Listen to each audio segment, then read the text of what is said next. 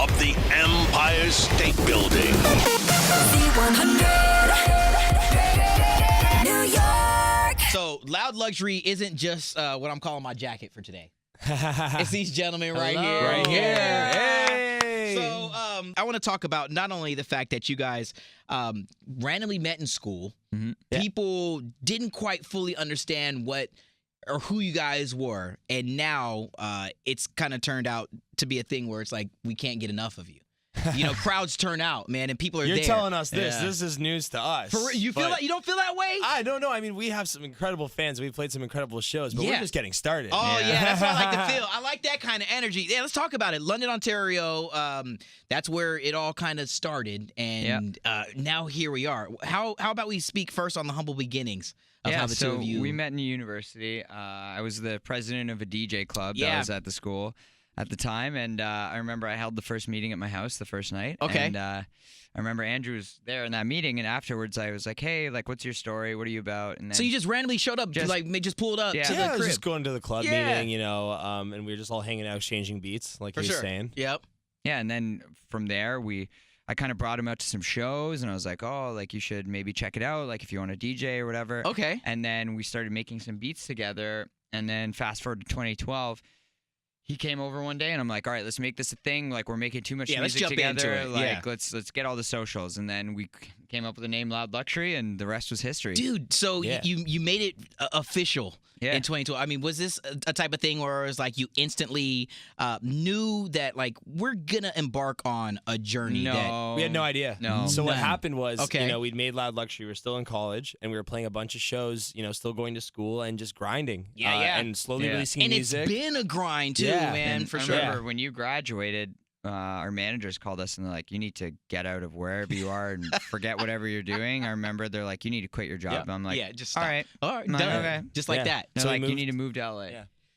To have that belief and to know that it was going to be a challenge. It was going to be a lot of work, and to stay persistent and to stay active with that. How fulfilling was it to know that you had somebody to your left or right that was going to be down to ride? Well, that's the thing that we talk to a lot of guys about that have been in the game for a long time. It's like, even Tiesto said to us once recently, he's like, you know what? Like, one of the only things that I kind of regret is not having somebody with me to, like, do this with.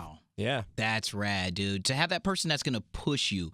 But sometimes also to have that person to say, nah, this isn't the way that we need to do things.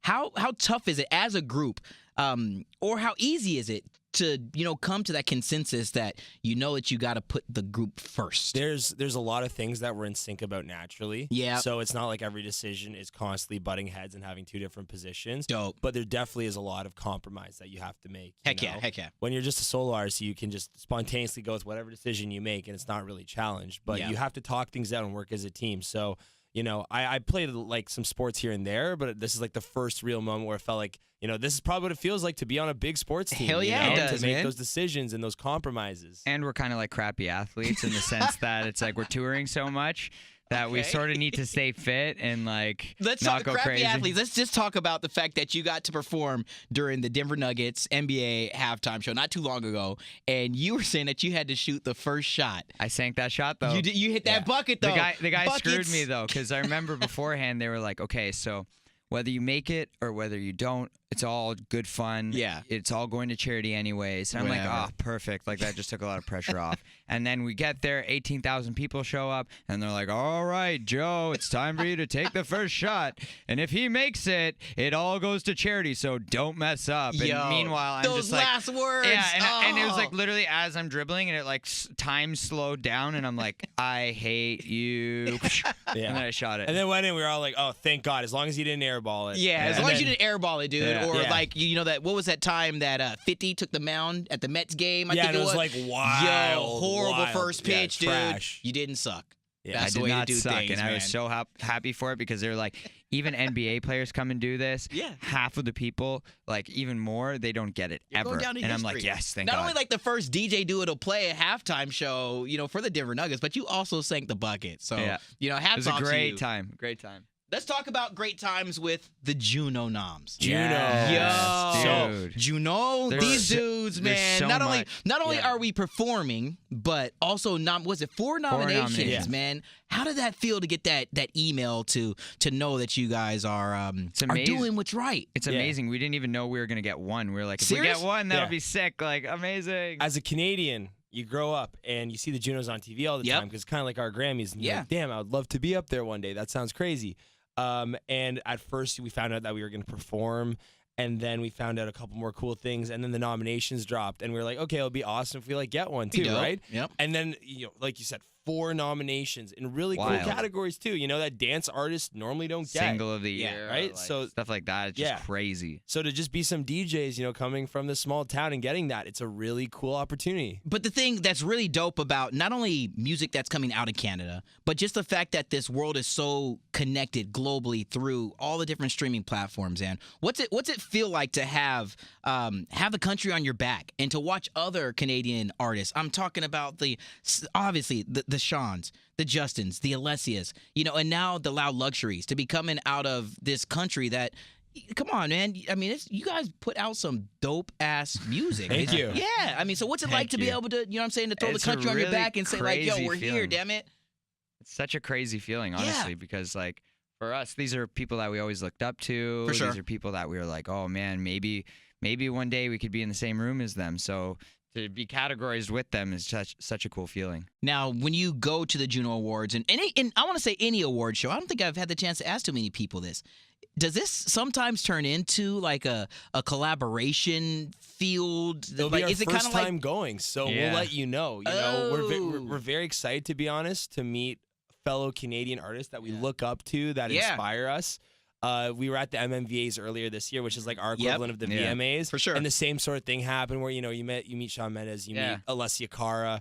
And even the Jingle Balls, too. Yeah, Jingle Balls, same sure. sort of thing. Yeah. It's like you start meeting all these people, and then you're realizing it's like they're kind of like us. They're just Two of the cats that I want to show some love, and let's talk Canadian music right now, is Jamie Fine and Elijah Wood. Oh, yeah. Yo. Yeah. If there's a way that you could find...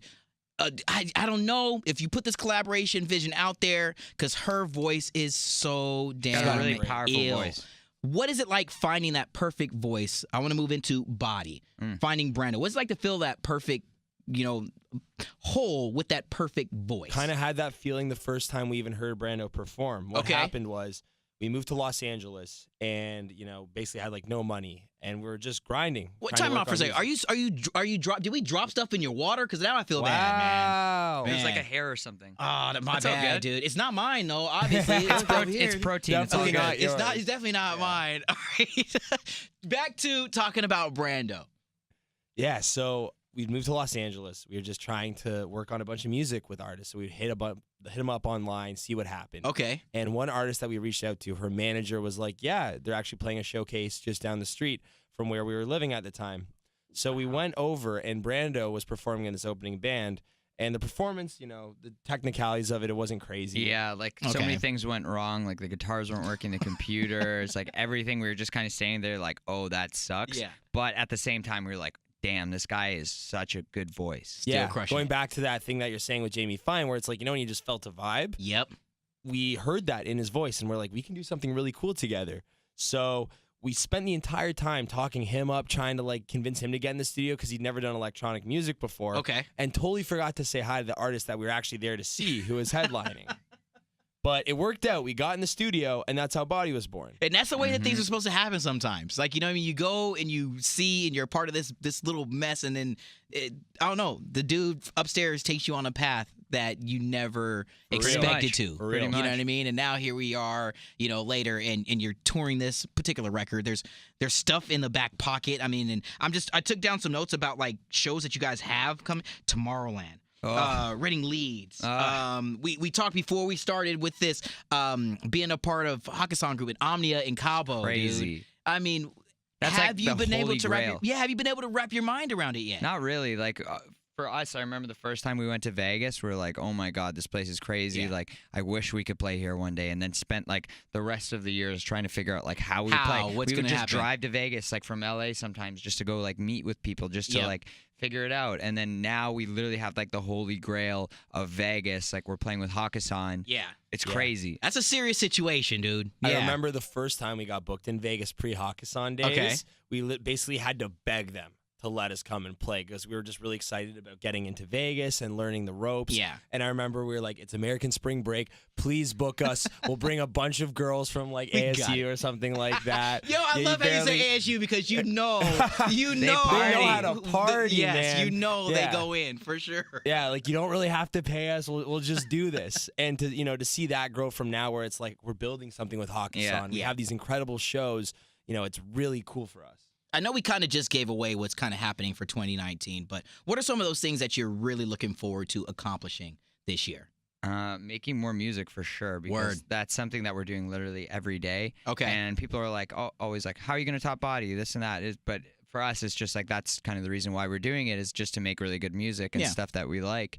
And also, we're going to be touring like crazy. So dude, we're going to be seeing the world. We're going to be seeing South America. Proving to the world that you guys deserve on this stage or these stages, this platform. You guys are ready for it. We've been doing it for a long time. It's no fluke the way that things have happened. For sure. We're going to be going to some really incredible places in the world, like Joe was saying, that we've never been, including South America, lots of Europe, hopefully Asia. Euro we just trip. did Australia. Euro trip. So it's basically all about taking what we built in 2018 and bringing it to the world. 2019 is going to be huge. Now, you guys invited me to Cabo. I'm Confirmed. I'm gonna put my time off request into the boss, dude. Do it now. I think I need to make this thing happen. Pull up. I think we need to do pull it up. during this interview so that we know that you are coming. Yeah. Wow. All right. Well,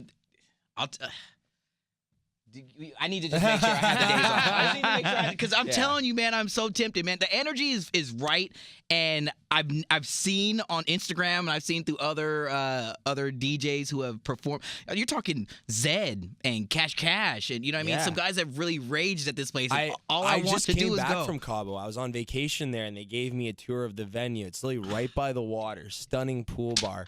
Everyone is so nice. What else do I need to say? I don't know. Girls, great booze. The tequila there is amazing. The tequila there is amazing. Yeah.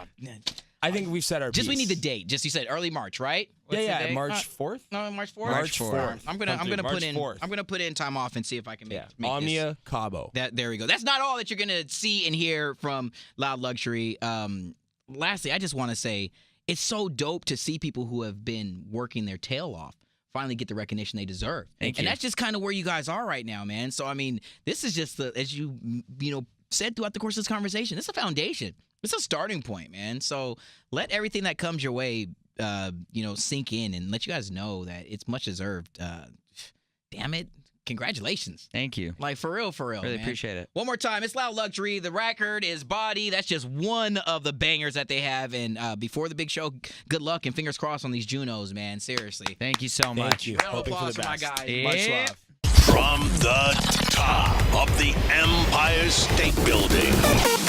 Z100.